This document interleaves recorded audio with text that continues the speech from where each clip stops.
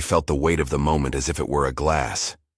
Crystal caught the chandelier light and threw it back across the ballroom in fractured stars.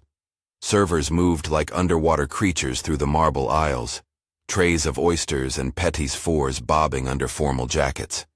A string quartet threaded a familiar, comfortable melody. Cameras winked from every table. On the dais, under a soft pool of light, Morton adjusted the lapel of her jacket with the practiced calm of someone who had spent a decade making other people believe she could hold a storm together. She was a study in contrast, composed, precise, the CEO whose company had grown from a cramped lab to a market-moving force in renewable architecture. Brightwave Innovations had engineered window facades that turned sunlight into usable current, had won contracts for urban power grids and hospital retrofits, and was, that evening, poised to enter a partnership with Harrington Energy, an alliance that would put a $650 million check on the table and seal years of strategy into a coalition of capital and distribution. The hall smelled of expensive perfumes and success.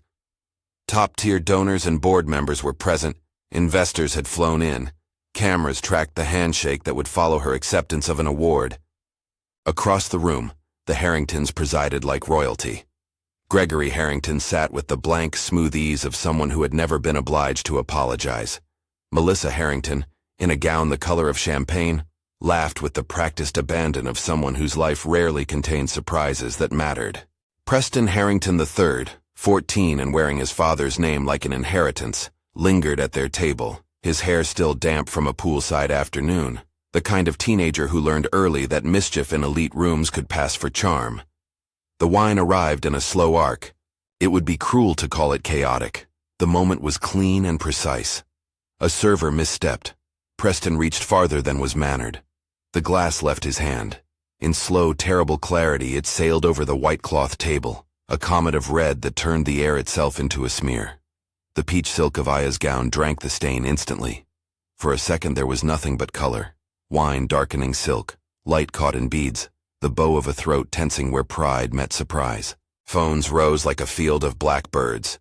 The quartet stopped as if the music had been cut. Somewhere someone said, "Oh my God," in the kind of voice that makes new footage for the circulating news cycle. Laughter came, small at first, then a fluting, cruel chorus. Melissa's laugh was the loudest. It sliced. Gregory smiled, not with sympathy but with amusement, as if he were watching a parlor trick. Preston's face flushed, a child obeying a rule he had been taught. When authority laughs, you laugh louder. The crowd's reaction was recorded entirely, perfectly. The clip was 30 seconds of distilled disdain. The arc of the glass, the stain spreading across peach. Melissa's laugh, Preston's shrug. Phones catching every angle, an onlooker's chuckle turning, within minutes, into the first line of a viral narrative. Aya's first impulse was private and small, an internal tally of ruined fabric and a sudden flare of heat along her skin. The cameras didn't care for fabric. They lived in moments, and this one had the seductive clarity of scandal. 1,000 accounts would spin the image tonight. 10,000 would opine by morning. But she had rehearsed public moments. She had trained herself in the economy of response, brief, deliberate, denying the aggressor oxygen. So she stood. She straightened her shoulders, felt the silk cool against the dampness, and walked toward the mic as the chatter swelled into a chaotic tide. The room watched a different woman than the one who had been taking questions minutes earlier. On stage, the light sharpened, and she was both a person and an emblem. "This partnership," she said, her voice measured, "was built on mutual respect. Respect is not a word we negotiate. Effective immediately, Brightwave is suspending all negotiations with Harrington Energy." The sentence landed like a cut. Phones lifted higher. A camera zoomed in on Melissa's face. Viewers at home, millions the platform would tell them in a week, felt the clip as an incision. Privilege meeting consequence. There is a particular silence that follows a public rebuke. It is made of mouths closing, of hands that no longer find purchase for applause. It was the sort of move that could have been theatrically considered risky. To cancel a $650 million alignment at an awards gala, to pivot in public from being honored to becoming an accuser. But for Aya, the calculation was simple and not performative. She would not put Brightwave's brand of dignity in the same frame as Harrington's entitlement. Business had become moral in an instant. She chose the moral ledger. A slow chorus rose from some corners. Approvals, murmurs, a single spontaneous standing ovation from a table of engineers who understood what reputations cost. Servers hovered, uncertain. The Harrington table tightened. Preston looked away. Cameras panned and the clip began its first small migration.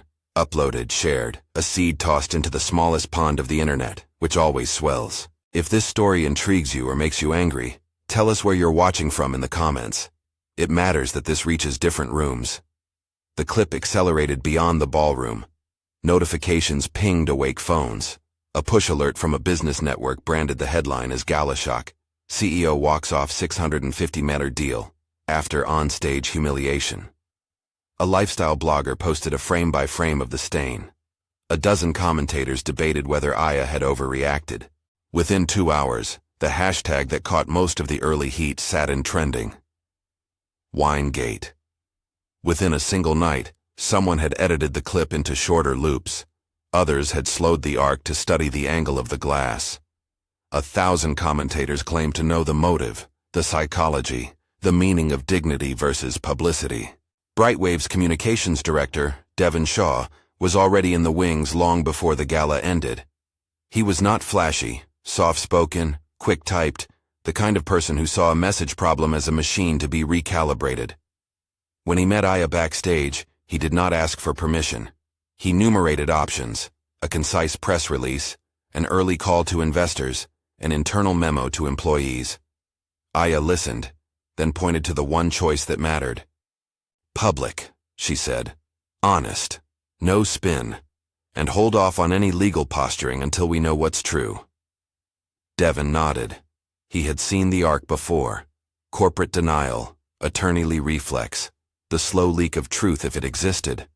She wanted to deny Harrington no oxygen for a lie that would contaminate the truth.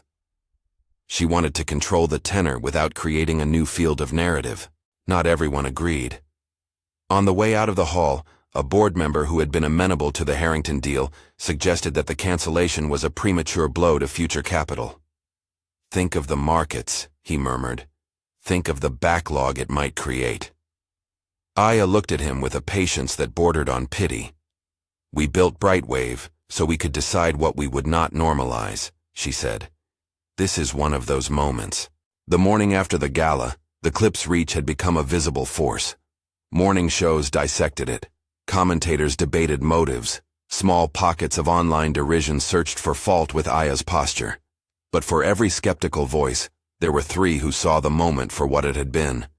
A manifestation of earned power, facing inherited entitlement. That night, an encrypted message slid into Aya's inbox. It had no sender's name, only a note. I kept everything. Meet me. Coffee shop, noon. Eleanor Reed walked into the cafe with the slow gait of someone who had carried heavy things for a long time and had decided finally that the weight would be seen. For 27 years, she had been a presence in the Harrington household. She had polished the silver at holiday feasts, mended hems, tended to children, and kept company with the quiet that accumulates in big houses. She was the kind of person who collects details because details are what remain when the rest of the house cleans itself. Her notebooks had been a habit. Dates, small notations, names, receipts folded into pages, a ledger of daily indignities and oddities. She was not theatrical. Her hair, streaked with silver, sat in a practical bun. Her hands bore calluses from decades of work.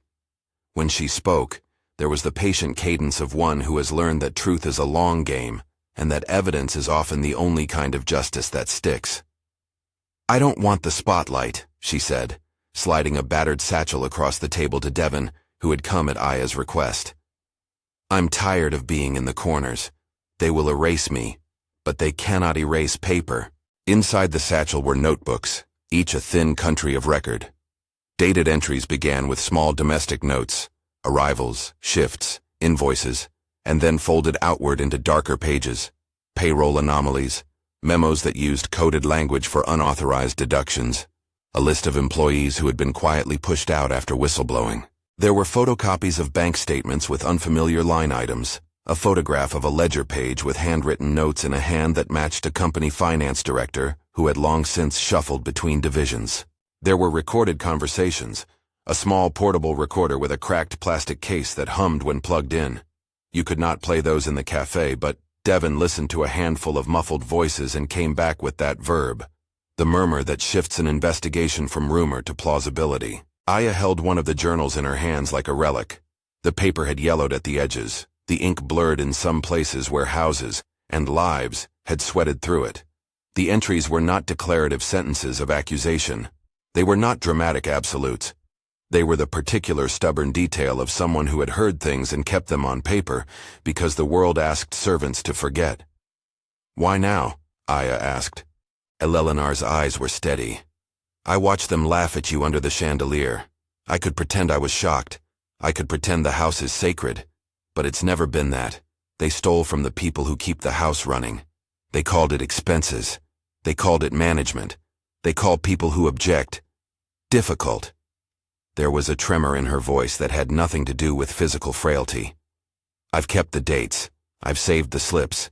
There is a ledger, and there are names." Marisol Trent, Brightwave's chief legal counsel, laid out a cautious map. "We treat everything as evidence now. Chain of custody, copies, no loose handling. Nothing goes on a personal drive. Photographs, forensic transfers. We catalog and timestamp. If there is criminal behavior, we will have to present it to investigators, but we do not go public until we can substantiate." The language was measured, meticulous. No fireworks, only clauses and contingencies. There is a peculiar intimacy in legal work that the outside world interprets as coldness. To the people doing it, it is a form of precision that protects truth. Aya felt a small relief at hearing detail. She had been a leader long enough to know that moral clarity must marry method. They began to build a small fortress around the notebooks. Devon arranged immediate secure scans of the pages at offices with encrypted servers.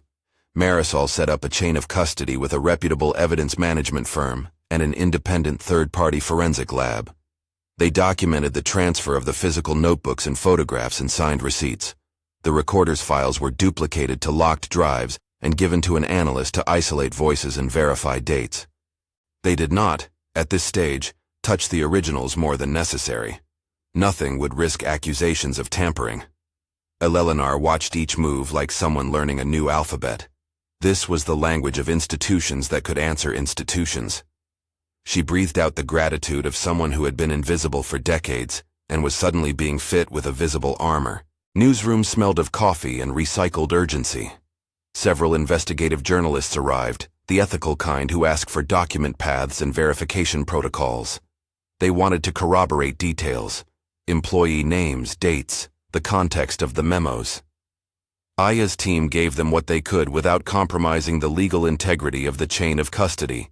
Sealed copies, vetted statements, the context that made a pattern emerge instead of an anecdote. The reporters did something else. They began to stitch the two narratives together. The visual humiliation at the gala, and the quiet ledger notes of employees who had been squeezed. In the days that followed, a montage of work carried the feel of an operation that had both moral urgency and procedural restraint.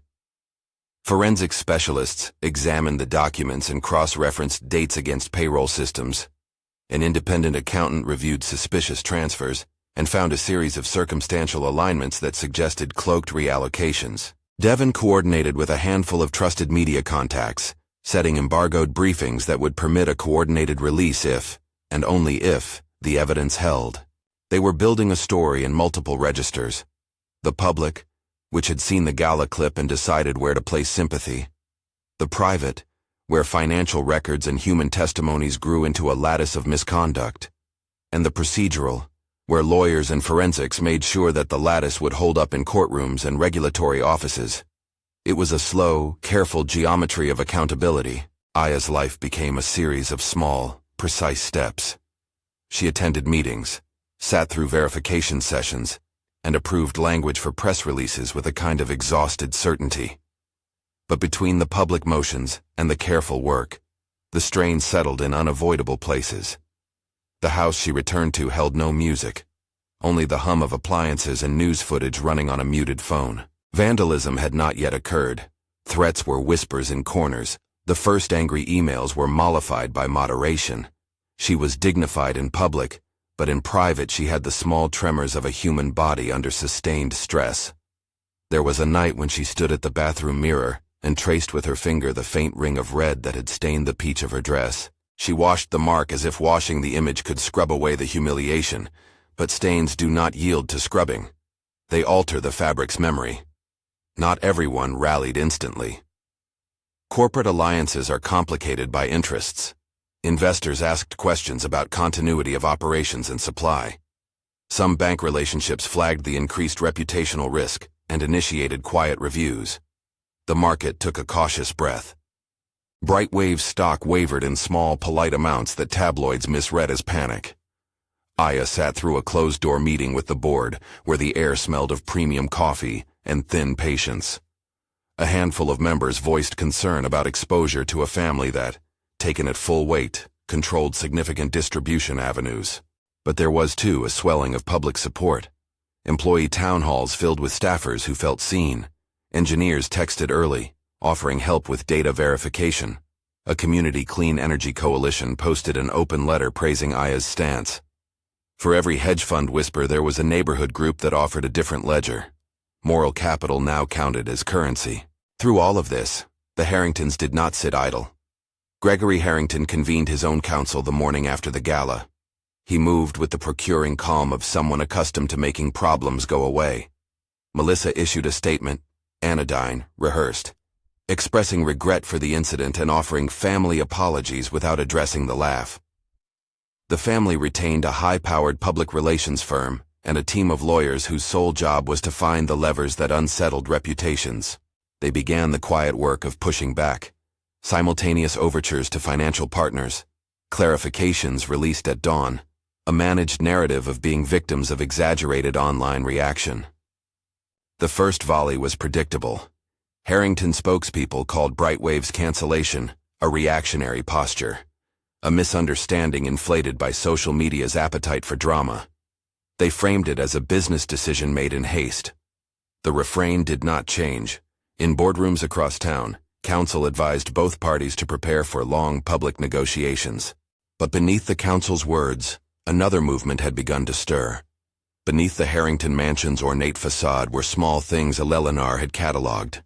Payroll lines labeled as expenses that diverted money into shell accounts, contractors who were paid with changed invoices, names of employees who disappeared from payrolls after confronting supervisors. The pattern suggested not an accident of bookkeeping, but a long practice of concealment that had amassed capital in ways that shielded the family from scrutiny.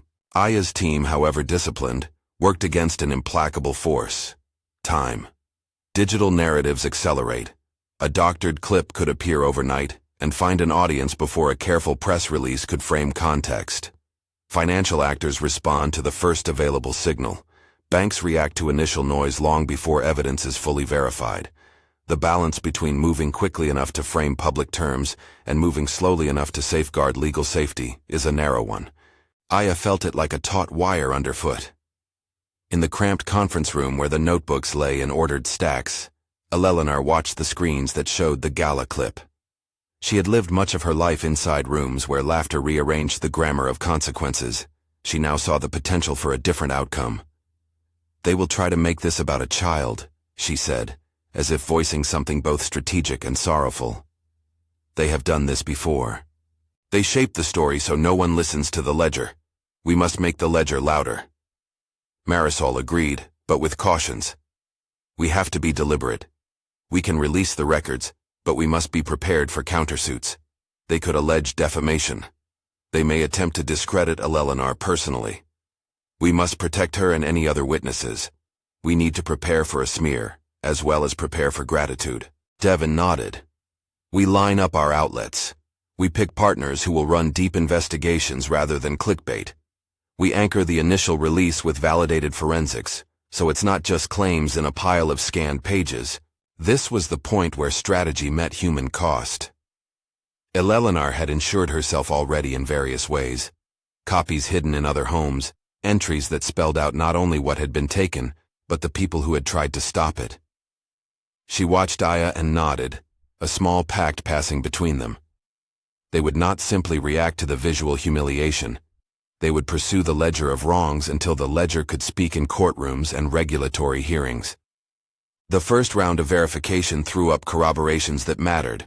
A payroll specialist found that certain subcontractor payments had been routed through a series of shell companies with names that were variations on legitimate vendors. An archived email thread showed a finance manager advising an expense reclassification that coincided with a spike in discretionary spending tagged to the Harrington Trust. A photograph of a surface-level ledger matched Eleanor's notes in handwriting and in dates. Each piece did not by itself prove criminality. Together, they formed a contour that made further inquiry unavoidable. But the story was not linear. It carried detours of emotion and logistics. In private, Aya felt the pressure of being both a leader and the face of a narrative. She confronted questions about how to secure Brightwave's operations, if partners tightened lines, and whether to go to regulators immediately or to wait for a well-constructed release. She understood the moral hazard. Move too quickly and risk exposing Eleanor to retaliation. Move too slowly and allow Harrington's PR machinery to rewrite what had become a delicate, rarefied truth. The people who will be most hurt, she said in a meeting, are the employees who trusted us to protect their pay and their ability to work without harassment. This cannot be about personal triumph.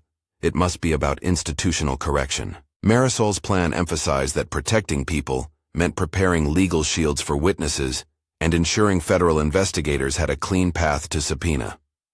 She talked in ways that were not romantic. She spoke of warrants, preliminary meetings with enforcement agencies, and a preliminary roadmap for what would happen if certain offices did not comply. The tone was sober, a map drafted in steel. Eleanor, for all her history inside the Harrington household, worried about reprisal. They own a lot of property, she said quietly. They have people who can make life difficult. I have grandchildren. I cannot have them live in fear because I told the truth. Aya listened to that and felt the concrete shape of responsibility close in. She had been humiliated under a chandelier, and the humiliation had become a litmus for something larger. Standing in a room with papers spread like a conspiracy of facts, she accepted the cost of the choice she had made. It was not a romance with fame. It was an active, menacing step into the machinery of accountability. The public thread continued to braid in simultaneous directions. Sympathetic posts supporting Aya, op-eds questioning the decision to cancel the partnership, quiet pundits suggesting legal entanglements that might sink Brightwave's plans. The Harringtons' PR firm began, as expected, a counter-framing, emphasize the child's antics, downplay Melissa's laugh as misinterpreted, and cast Aya's public cancellation as a PR stunt. A conservative business journal ran an op-ed about the dangers of conflating social justice with fiduciary duty, and asked business leaders to consider the cost of moralizing in deals. But the ledger's momentum grew. A handful of former Harrington employees reached out, names that matched the lists Eleanor had provided. An ex-accountant left an anonymous tip about irregular transfers. Each call, each corroboration, tightened the net. Then, during a late afternoon verification session, the forensic team found a thread that made people in the room straighten instinctively. An email dated 3 years prior bore a subject header that suggested a deliberate reclassification of funds. Its metadata showed it had been created and modified in ways that left iterative fingerprints, saved drafts, edits, and a final dispatch that corresponded with a ledger movement. The tech explained that metadata is the ledger behind the ledger. Dates, device origins, IP traces that, properly preserved, indicate not just content but context. In the forensic analyst's voice there was a small reverence. She spoke of timestamps the way a historian speaks about an ancient marker. This isn't flashy, it's cumulative, she said. But it tells a story. The phrase "it tells a story" fluttered through the room and landed like scaffolding. A story could be narrated, a story could be countered. If they told it cleanly, with documents that could survive legal scrutiny, regulators would have a basis for inquiry. If it failed, Harrington's legal team would bury them in countersuits and a flurry of doubt. They did not yet know which way the law would sway, but they had at least the techniques of verification. They had the ledger, the corroborations, the witnesses. They had a video that began with a child's act and a laugh that would not be forgotten. They had public sentiment that, for now, leaned toward outrage at privilege. They had leverage. And the Harringtons, smart, entitled, versed in the art of institutional self-preservation, saw that their family's name had become toxic in a public vein. They would respond not with apologies, but with strategy.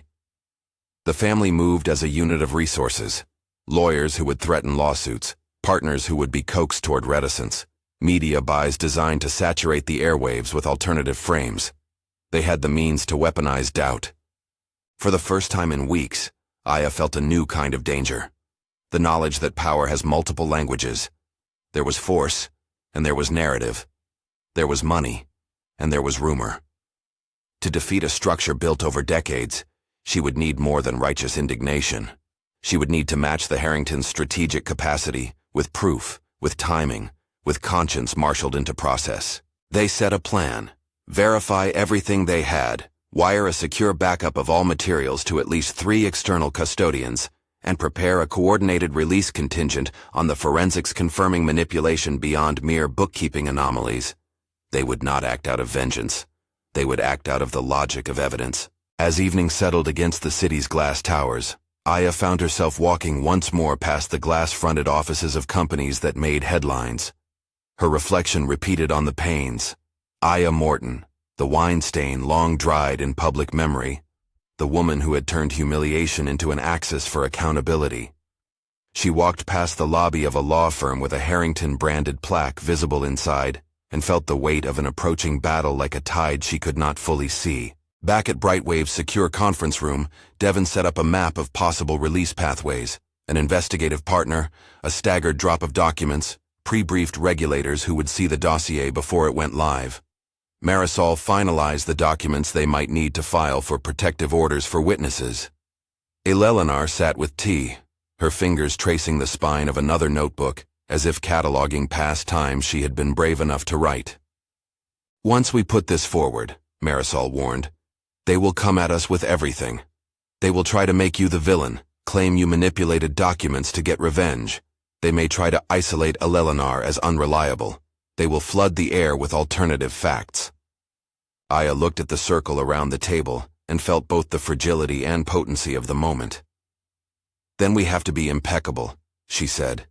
"Not perfect, just impeccable in our procedure. We build the case so that when they attack the messenger, the evidence stands." They began to prepare. They cataloged every photograph, every voice memo.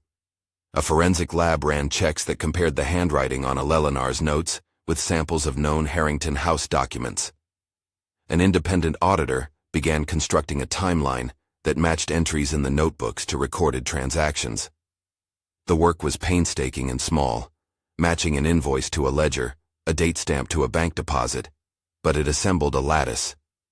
At night, when exhaustion loosened the muscles, Aya replayed the gala in her head and found it harder to recall the precise angle of the wine and easier to see the laugh that had set everything in motion. She understood now that humiliation doesn't travel alone. It rides on a history. She had uncovered a ledger that whispered of patterns, and patterns can become proof. But patterns, too, can be contested. On the afternoon they had counted their first corroborations, a small victory that tasted like salt and fear. The first public reaction came from a surprising corner. A weekend lifestyle column, with no clear investigative rigor, accused Aya of staging a publicity stunt, of using a child's pratfall to bootstrap her own reputation. The column cited anonymous sources and conjured a narrative that would have seemed implausible if not for social media's appetite for argument. The piece was the Harrington machine's early pour of oil on troubled water, designed to blur the outlines. Devon called it a predictable tactic. "They will try to muddy the water," he said. "We expected this." But the moment of being muddy changed the dynamic slightly. Investors who had been patient grew restless. Calls came in asking for assurances about Brightwave's access to capital without the Harrington distribution. The reality of a $650 million partnership was practical. Supply chains, deployment timelines, equipment orders. Canceling it had been a moral choice. It also had practical consequences. Aya sat in the boardroom and felt those consequences as an accountant might feel an imbalance on both sides of a ledger. She had chosen public principle over private expediency, and now had to navigate the practical fallout without sacrificing that same principle. It was a delicate choreography. Hold moral lines while keeping the lights on for a company that employs hundreds. Eleanor's presence loomed in the background like a moral compass. She was a human being who had given years of life to another family, and then kept their paper trail when no one asked her to. That her notes now had teeth that could bite into a corporation's reputation, felt like a small inversion of power. Aya felt an obligation that stood beyond legal duty, to protect the woman who had chosen to unburden a lifetime of quiet observation. They moved forward in the slow forward of institutions. Regulatory liaisons had been contacted. Investigative reporters had promises that they would examine the sealed documents. The forensic lab had given a tentative preliminary.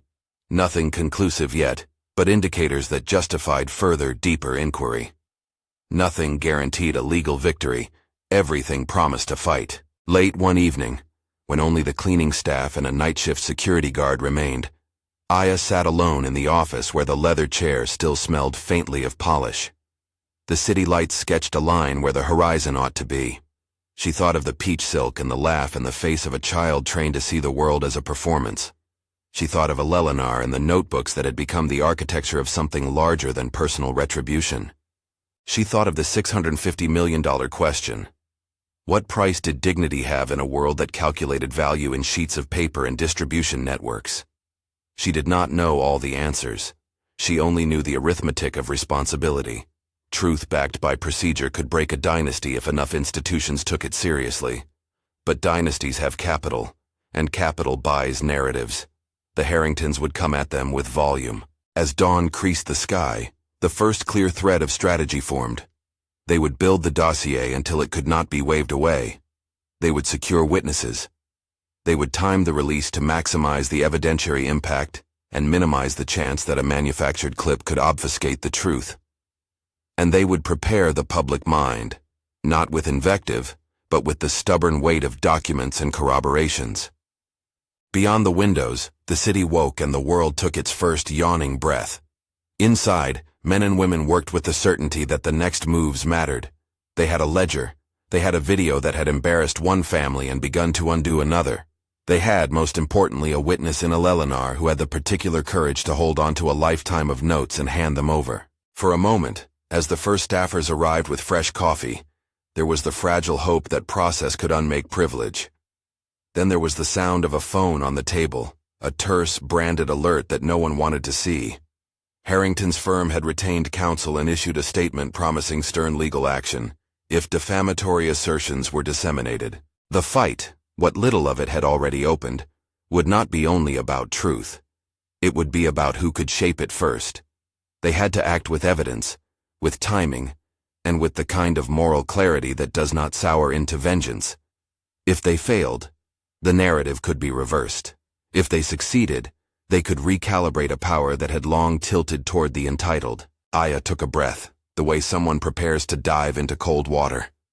She ran a hand over the scar of the old stain, now a memory and a symbol, and she thought of the long list of small, precise actions that lay ahead. They would have to be meticulous. They would have to be relentless. They would have to be humane, especially toward those who had little but their courage. Outside, a news ticker tape crawled across a morning screen in a cafe. Gala video sparks outrage. Billion-dollar deal suspended. Another headline suggested the unfolding controversy might have wider implications. The city pressed weirdly against the edges of a story that would come to define more than one family. It would touch on what institutions protected, what they hid, and who could hold them accountable. They had not yet reached the point of arrests, raids, or regulators knocking down doors. They had, for now, a public humiliation, a stack of notebooks, a cautious team, and a family that would marshal its defenses. The ledger existed. The laugh remained a scene caught on film. On the table, the notebooks opened like a map to a route that could either end in exposure or in erasure. When Eleanor left that night, she asked Aya for one thing. "If this goes right," she said, voice small, Remember the people who stayed quiet because they thought it wasn't their place to speak. Aya looked into the old woman's tired eyes and promised what she could. Not victory, because she understood the limits of such promises, but a commitment. "We'll do what we can to make sure what you kept is honored," she said. "We won't let the story die in a laugh." They closed the conference room and the notebooks went into vaults. Outside, the city's towers caught the first pink of dawn. Inside, a new day bled into the edges of an old house, and the quiet, patient work of turning paper into accountability began. The alert on the secure server lit the room like a flare. Harrington releases footage, claims Brightwave CEO threatened child. The subject line was polite and lethal. By the time Devon read it aloud, his voice had gone thin. They had expected attacks. They had forecasted filth and insinuation. They had not predicted the speed and precision with which the Harrington machine could assemble a counterfeit narrative and send it out on 1,000 wings. The video was short, grainy, and cinematic by design. A supposedly unedited security clip from the gala showing Aya walking toward the Harrington table, her hand raised in what the caption framed as an aggressive gesture toward Preston. The overlay, carefully chosen fonts, the Harrington brand watermark, implied unassailable provenance. Social accounts reposted it with righteous outrage. Evening shows rerun it. An influencer with millions of followers added a hot take. The clip's frame-by-frame caption suggested she had lashed out. The angle was damning, the audio track edited to include a muffled line that, in isolation, sounded like a threat. For a dizzying 2 hours, the world shifted. Comment threads swelled with demands that Brightwave fire its CEO, shareholders called for emergency meetings, and a bank that had been quietly considering increased exposure began a pause on a credit line. Overnight, the ledger of goodwill they had built started to bleed. "Do not respond impulsively," Marisol said, hands flat on the table. Her legal voice smelled of iron and procedure. "This is the exact thing they want. If we rush, we risk amplifying a false narrative." "It will own the morning shows," Devon said. He rubbed his face. "It will be the default frame." Aya sat very still. The room hummed around her like a hive. She knew clinically what the machine was doing: manufacture a new truth to replace the old one. The strategy was textbook. Hasten to pump an alternative frame into the outflow, and the human brain, lazy and eager for a single line, would take the easiest narrative and run. "We have backups," she said finally. Her voice was steady because she had to let it be. "We have incident logs and the gala's official AV feed. We have the event's master footage. Pull everything. Forensics. Now." The forensics team worked as if they had been awake for days, which many of them had. They grabbed native files, uncompressed streams, raw SD cards. They ran checksums and matched timestamps. They compared the Harrington clip to the event's master tape. Within an hour, an analyst came into the room, an exhausted woman in a layered sweater who wore competence like a shield. "There's something off," she said. She set a laptop on the table and played the two clips side by side. "Look at the reflections." They watched frame by frame. In the Harrington clip, a chrome candelabra showed a reflection of the room that didn't correspond to known camera positions. The shimmer of lighting in the top left corner suggested a camera angle that hadn't existed in the ballroom, a thin, impossible line across the joint of the chandelier. The expert pointed to a sliver of footage where the glass on an exit door caught a distorted image of a cameraman who, in the Harrington clip, should not have been visible at that precise angle. "It's like someone composited a layer," Devon said when the analyst slowed the footage to a crawl. "They've taken different elements and stitched them." "There's more," she said. The audio bed was spliced. The frequency signature in the bit where the alleged threat happens doesn't match the ambient recording. It's been overdubbed. Marisol's fingers flew across a keyboard, searching for precedent, legal remedies. "We can call this manipulation publicly, but we have to be careful. Accuse them without iron, and they will sue. Accuse them with proof, and we light the path for regulators." The first instinct from the Harrington side was to double down. Their PR machine, sleek and cruelly efficient, issued a statement. Harrington Energy stands by its materials and condemns threats to its family. The statement included selected frames from the doctored clip and a lawyerly promise of full cooperation with any inquiry. Investors called. One large distribution partner paused negotiations, citing media risk. Within 24 hours, the pressure turned physical. Someone slashed the tires of Aya's car in her building's garage. Marble steps at Brightwave's lobby were smeared with an anonymous paint that smelled faintly of vinegar. Her private messages filled with hate mail, structured, organized vitriol that aimed to erode stamina. A board member texted, "We need to consider governance." The word governance in that context had a cold undertone. Maybe she had to go. That night, after a day spent in a fluorescent blur, Aya sat on the sofa in her living room and cried for the first time since the gala. It was not a cinematic breakdown. It was the animal release of someone who had been holding tension taut for too long. The wine stain on the dress was gone, but something inside her had a mark she could not easily remove. She pressed the heel of her hand into her eyes until the world softened. Devon found her there with a mug of tea. He did not offer platitudes. He sat and told her the facts of the morning: who had called, what had been frozen, which outlets had repurposed the Harrington clip verbatim. He told her also of the forensics team's initial findings, the reflection mismatch, the audio splice, anomalies in metadata. Hope, for now, rode on the slow, meticulous work of verification. "It hurts that they used a child," Aya said, voice raw. "They used what I never wanted anyone to come near." Devon set the mug down. "They know the kid will make people react quicker. They think it will close the room." "And the parents?" Aya asked. "They're the ones who created the moment," Devon said. "But it's the Empire's machinery now. It's not just them. It's the council, the PR, the money behind it." Marisol moved with procedural grace. She drafted a plan that would later be criticized by some for being overly cautious and praised by others for its discipline. They would assemble a forensically validated counter-dossier, original AV masters from the gala's central feed, authenticated timestamps, a chain of custody for each piece, and a matched analysis of the Harrington release. They would reach out to one investigative partner who had the courage and the reputation to take the story without turning it into a sideshow.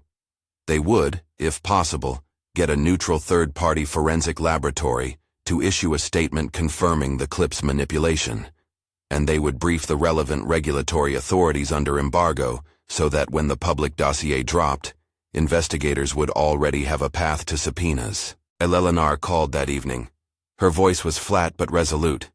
She had watched the doctored clip and smelled its falsity in a way that had nothing to do with pixels. "They will try to frighten us," she said. "But you must not let them frighten the truth." She arrived at Brightwave the next morning with a small wrapped packet that her hands had guarded like a relic. Inside were copies, photocopies, many of them, and a few photographs of payroll stubs that bore the peculiar scrawl she had once pointed out to a house manager. "I went through the attic," she said. "There are more papers. I have placed them with a friend who will not be found if anything happens to me." The team duplicated the packet into secure vaults. The act of replication felt ritualistic.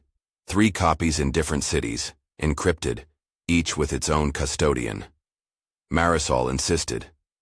"If one cache is compromised, we still have others. Chain of custody is a parallel story to the ledger itself." The next week unfolded as a study in asymmetrical warfare. Harrington's lawyers filed a preemptive suit alleging reputational damage, asserting that Brightwave's public cancellation had led to tangible losses for Harrington Energy.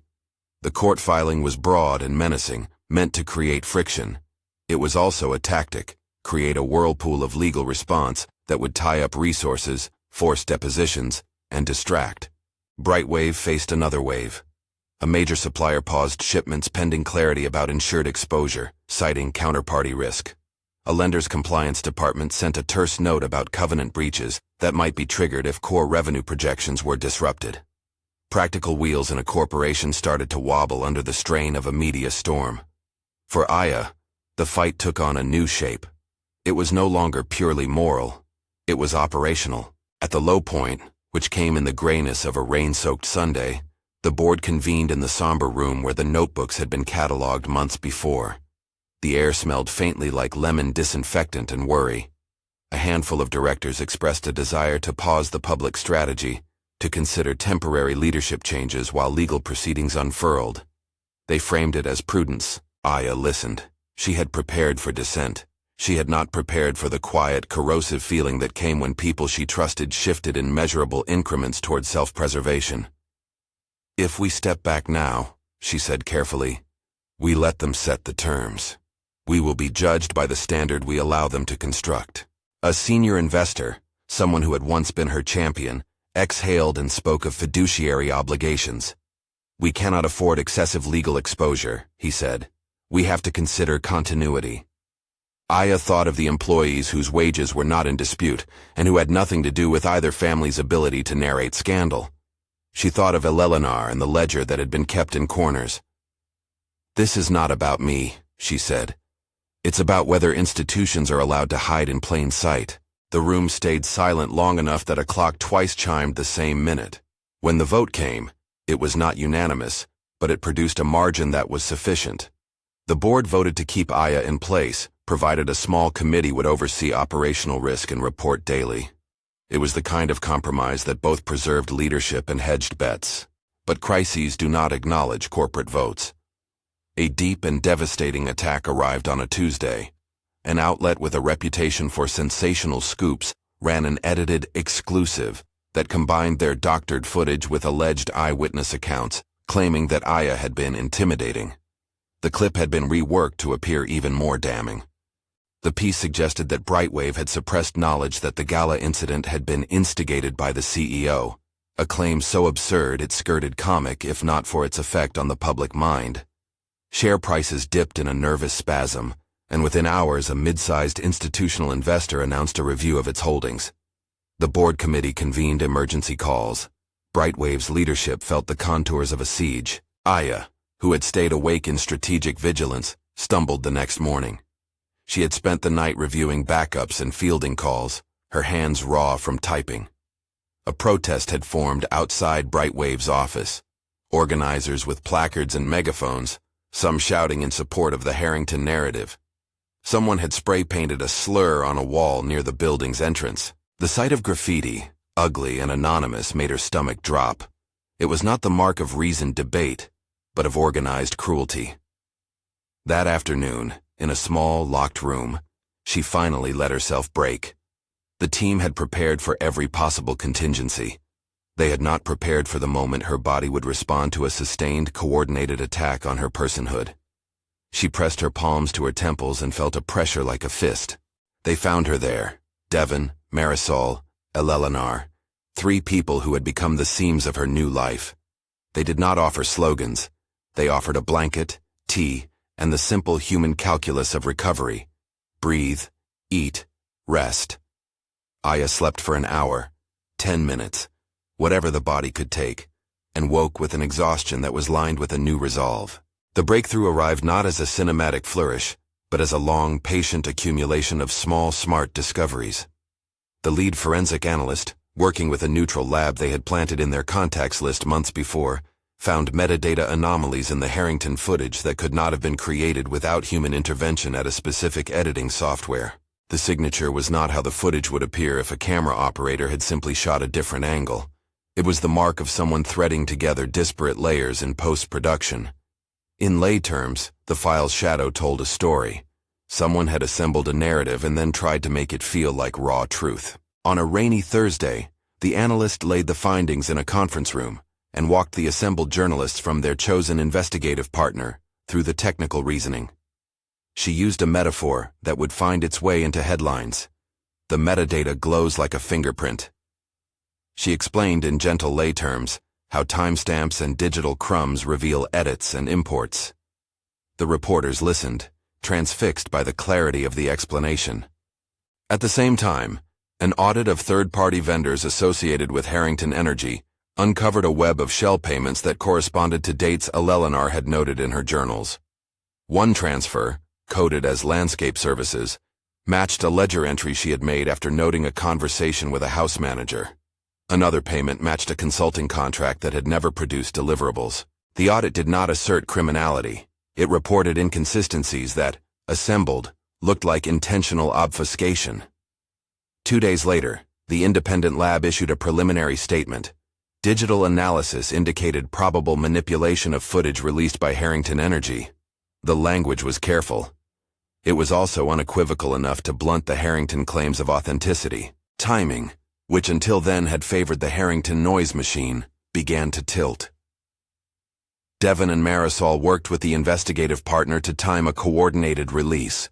A long-form report that paired the forensic analysis of the doctored video with Eleanor's notebooks, the audit trail of shell transfers, and corroborating testimony from former Harrington employees. Marisol had crafted a legal scaffold that would ensure regulators could act without waiting days for requests. The team had pre-briefed an enforcement agency with sealed evidence. They chose dawn for the release.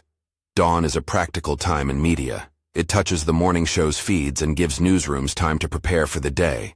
It also speaks symbolically. At 6:04 a.m., the investigative outlet posted the dossier, high-resolution scans of Eleanor's notebooks, audio clips authenticated by a voice specialist, a detailed forensic report on the Harrington clip, and a careful narrative that connected the gala humiliation with systemic financial wrongdoing. The internet reacted like an ocean encountering rock. The dossier's release generated a reassessment. Newsrooms that had run the doctored clip reran the analysis and, to their credit, sought comment from Harrington Counsel. On at least 2 networks, anchors apologized on air for airing unverified footage. The Harrington press release looked suddenly like an earlier season's costume.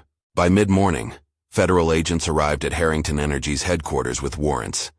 The sight of armored vans in the company's stone-cold courtyard did something to the public imagination.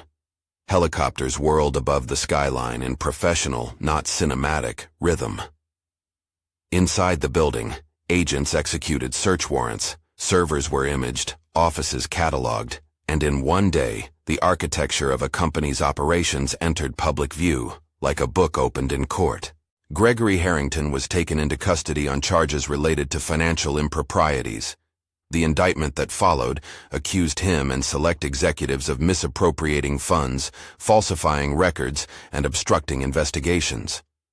The details were methodical: names, dates, transactions. The arrest did not mean a guaranteed conviction, and the story repeatedly emphasized that charges were allegations subject to process.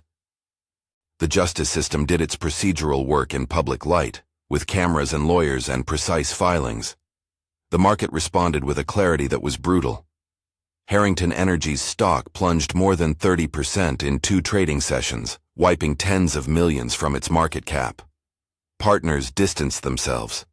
The behavior of a family that had once seemed untouchable suddenly had tangible financial cost.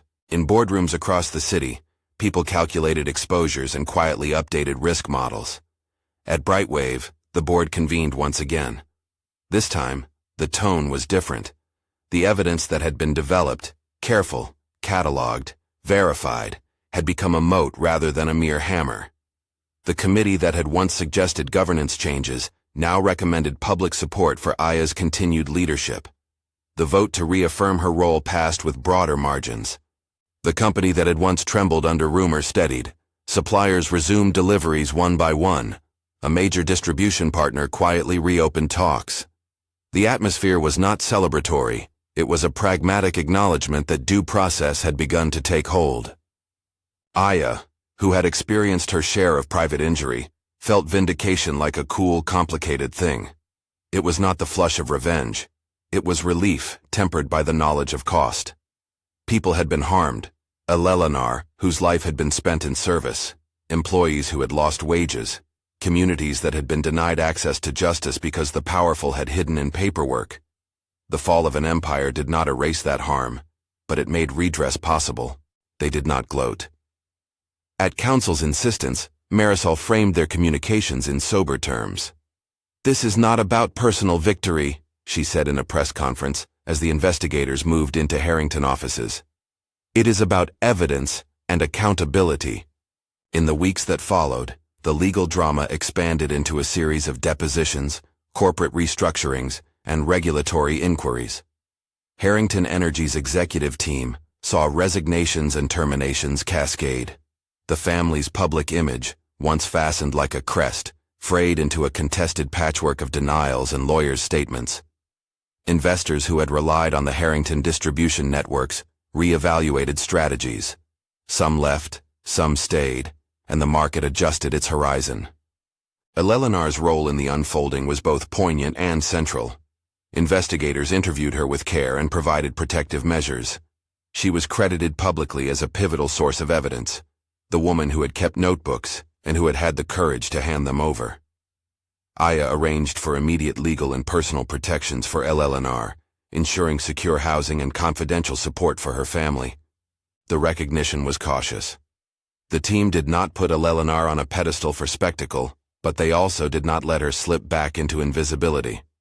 Months into the process, as legal proceedings wound through courtrooms and settlements, Aya turned her attention to the work she had promised in that cafe months earlier.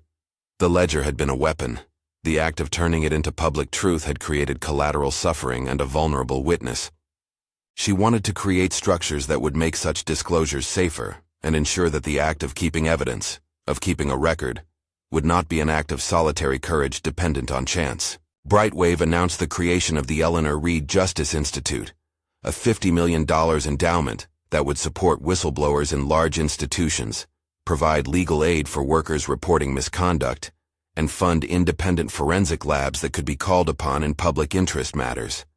The fund's trustees included civil rights lawyers, independent auditors, and community representatives. Marisol and Devon both sat on an advisory council. The fund's naming, precise and deliberate, honored a woman who had used her pen and memory to protect others. Eleanor, who had never wanted the spotlight, accepted the Institute's ceremonial plaque in a small room with a modest gathering. She read from a notebook page that had not been part of the public dossier, a small entry about the time she had once hidden a pay stub that revealed a discrepancy in a holiday bonus. "You keep what you can," she said softly, "and sometimes someone hears you." The Institute's work began in practical ways: an intake line for confidential reports, partnerships with law schools to train pro bono forensic analysts, and a fund to help displaced employees who might otherwise be financially crushed for coming forward. The rhetoric around the Institute was careful. It sought to recalibrate power without promising miraculous restitution. It promised process, protection, and persistence. Time moved on. Courtrooms produced filings, judges ruled on motions, negotiations happened in conference rooms with cup holders and bad coffee.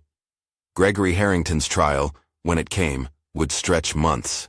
There would be appeals and countersuits. But the visible architecture of his influence had been compromised in ways that made a reconstituted old power look unlikely. The Harrington family, once emblematic of untouchable privilege, had been stripped from the center of a set of companies, their leadership restructured by trustees and emergency boards.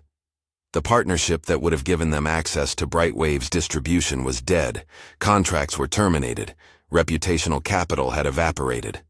Brightwave, having weathered the storm, moved into a new phase. The company doubled down on transparent governance and created an internal whistleblower office directly connected to independent oversight. Aya spearheaded a public initiative that encouraged corporate transparency in sectors where infrastructure and public need aligned, arguing that technologies to harness sunlight and energy needed to be governed with public trust. The final symbolic act, the one that connected humiliating beginning to dignified end, took place in the same ballroom that had once seen a peach dress turn red in a motion that made a world pay attention. Months after the storms had calmed into routine legal processes, an award ceremony recognizing civic courage and corporate responsibility convened there. The hall had different people inside. Some faces familiar, many new. The chandelier still caught the light and broke it into 1,000 innocuous stars.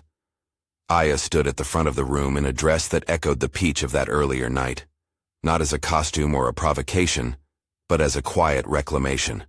There was no blinking jewelry, no theater. Her speech was short, deliberate, and threaded with the practical humility of someone who had seen both cruelty and compassion. She spoke first of a moment everyone had watched on a clip, "A single glass of wine does not define a life," she said. But in that moment, we saw how power sometimes confuses entertainment with consequence. The world learned something about who we are when we let privilege go unchallenged. Then she turned to Eleanor. "This award is not for me," she said. "It is for Eleanor Reed, for the courage of those who keep small records, who write what others forget. We built an institute in her name because courage needs infrastructure." When Eleanor walked to the stage, the audience rose without a prompt. There was no roaring glee, only a steady standing that honored an ordinary hero. Eleanor's hands shook a little as she accepted a small plaque. She smiled the way someone smiles at a rain that finally starts to nourish a long, dry garden. In her acceptance speech, Aya did not indulge in triumphalism. She spoke of systems and the work of repair. She spoke of the land that had been covered with shadow and the need to invite light into places that had been used to hide things. "This is not about taking someone's life apart," she said.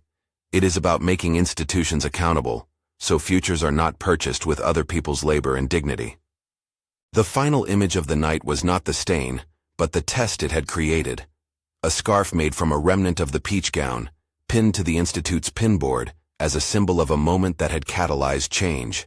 For some, the scarf would be an artifactual reminder. For others, it would be a mark of how courage and method, when married, can force institutions to answer. Aya left the ballroom holding a small card that had been pressed into her palm by a volunteer. Notes of thanks from employees, from community organizers, and even a former Harrington staffer who had reached out to confess complicity and offer cooperation. The city had not been magically transformed. The Harringtons would litigate and argue. Some sympathizers would cling to narratives of persecution. But the arc of the story had shifted toward accountability. In the months afterward, Brightwave continued to build. The company pushed forward with projects that delivered energy to clinics and schools. The Institute took its first clients and secured legal victories that had nothing to do with spectacle and everything to do with steady, meticulous work. A rehired maintenance worker's back pay, a contract clause rewritten to prevent misuse, a whistleblower's safety insured. Aya, who had once worn the peach dress and felt it stain like a mark, learned to wear the memory with less pain. The stain had not been the end of her story. It had been an entrance. She found that her days were now divided between technical strategy, specs and contracts, and the softer labor of building cultures where people could come forward without fearing reprisal. She slept in fitful stretches but slept better. She found a small garden ledge outside her apartment where she would sometimes plant lavender. The scent reminded her of less brittle things. Eleanor remained close, not as a symbol, but as a friend. She visited the Institute. She attended a staff meeting, and sometimes she sat with engineers as they explained clean energy systems to her, with a kind of reverent patience. "I like the light," she told Aya once, watching sun wash across a lab bench. "We kept it for others without knowing." There were quieter, less broadcast moments of repair. A former Harrington contractor, who had once taken bribes to falsify invoices, appeared in courtroom testimony and expressed remorse in a low voice. A maintenance worker received back pay. A community center received a donation from a third-party fund to remediate harm done in neighborhoods where Harrington had once exploited contracts. None of these were highly visible on television, but they mattered to people whose lives shifted in small but real ways. If there was a lesson Aya carried most insistently, it was about the virtue of method. Courage ignites change, but method, those meticulous procedures that preserve evidence, that protect witnesses, that translate indignation into cases, sustained it. The song of moral clarity is easy to sing in public. The harder melody is the patient score of verifiable, replicable steps that allow institutions to act without spectacle. At the very end, Aya returned to the hallway of her building where, months earlier, a spray-painted slur had been scrubbed away. A mural had replaced the graffiti, a simple depiction of a candelabra's light fracturing into stars, with a small ribbon in peach woven through the design. It was neither triumph nor revenge. It was a public work that acknowledged harm and suggested repair. She paused and ran a finger along the mural's edge. The stain had once been a private wound. Now it was a public memory, one that reminded a city of how fragile dignity can be, and how persistent one woman's quiet record-keeping had been. The world did not end with the Harrington account closed. Power reconfigured, stories reappeared, new alliances formed. But in the arithmetic of institutions, the ledger mattered. The people who kept records were no longer invisible. There was, in the wake of the storm, a new infrastructure for those who would see wrongdoing and keep a paper trail long enough for truth to arrive. Aya walked on, not as a scarred heroine, but as a leader who had learned the cost of being public in a world that sometimes solicits spectacle. She had turned an act meant to humiliate into a pivot for accountability, and had helped build structures aimed at making it easier for the next person to speak and be heard. If you found this story resonant, subscribe for more narratives like this, stories of accountability, tenacity, and the small acts that shift power. And if you know someone who's kept a quiet ledger of truth, share this with them. Courage often finds company.